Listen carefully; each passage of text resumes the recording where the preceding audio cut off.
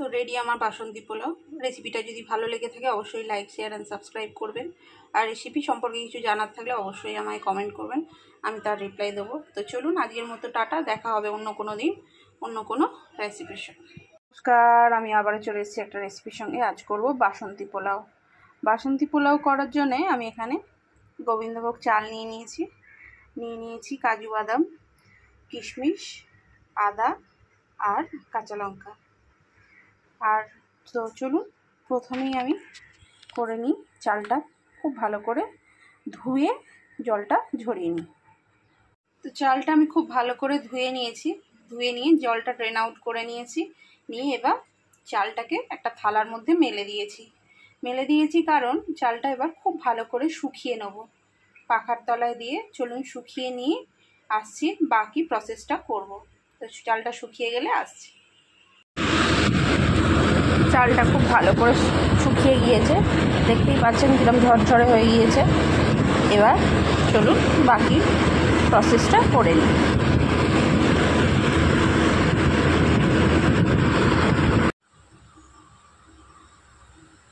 মধ্যে দিয়ে দিয়েছি হলুদ, আদা গ্রেট করে নেওয়া আর 1 চামচ ঘি, আর দিয়ে দেবো অল্প পরিমাণ নুন।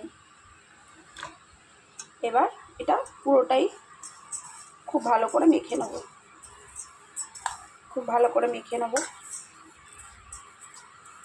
এটা হাত দিয়ে মাখলে খুব ভালো হয়, কিন্তু আমার হাতটা কেটে গিয়েছে তাই আমি হাত দিয়ে মাখাতে পারছি না, জ্বালা করছে হাত দিলে। তো চলুন খুব ভালো করে এটা মাখিয়ে নিয়ে আসছি।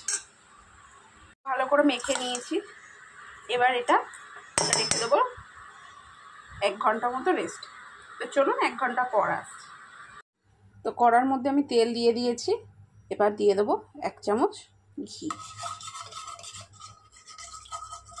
শুধু ঘি দিতে পারতাম, কিন্তু শুধু ঘিটা পুড়ে যাবে, তাই আমি একটু তেলও দিয়েছি। এবার দিয়ে দেবো ফোড়নে দিয়ে দেবো তেজপাতা,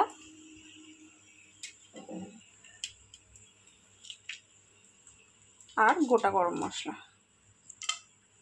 এর মধ্যে আছে লবঙ্গ, এলাচ আর দারচিনি।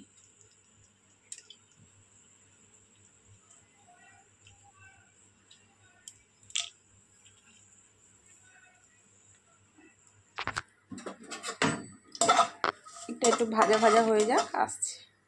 গরম মশলাটা ভাজা হয়ে গিয়েছে, এবার দিয়ে দেবো আমি ড্রাই ফ্রুটসের মধ্যে আছে কাজু বাদাম আর কিশমিশ। তো চলো এটা একটু ভেজে নিই। এটা চাইলে আপনারা ভেজে তুলেও নিতে পারেন, কিন্তু আমি আর তুলে নেব না। একই সঙ্গে চালটাও দিয়ে দেবো। খুব বেশি আমি ভাজবো না লাল করে, জাস্ট 2 একবার নেড়ে চেড়ে চালটা দিয়ে দেবো।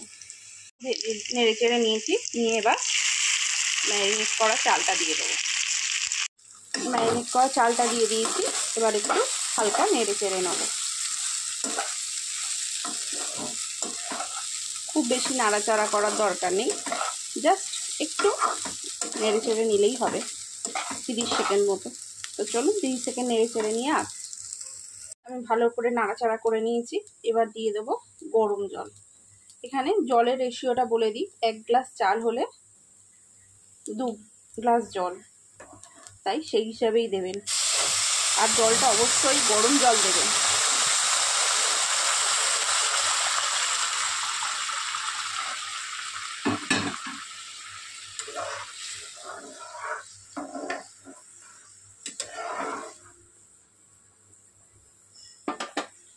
এবার দিয়ে দেবো নুন।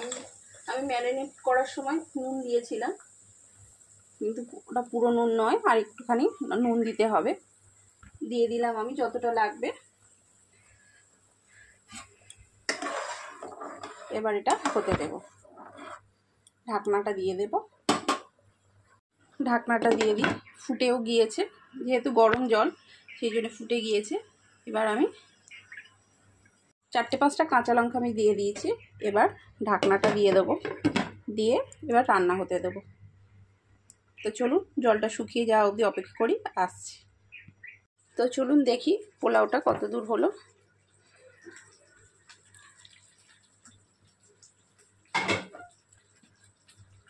পোলাওয়ের জলটা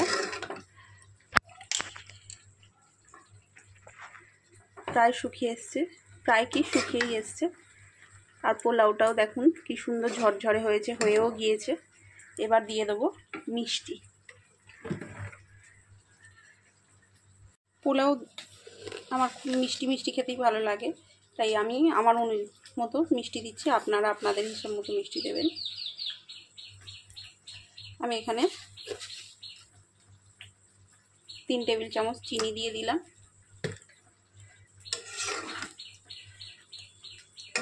এবার খুব ভালো করে মিক্স করে নেব। দেখতেই পাচ্ছেন রঙটা কত সুন্দর এসছে, একদম বাসন্তী রং, কোনো আর্টিফিশিয়াল রং ছাড়া। আর কত ঝরঝরে হয়েছে।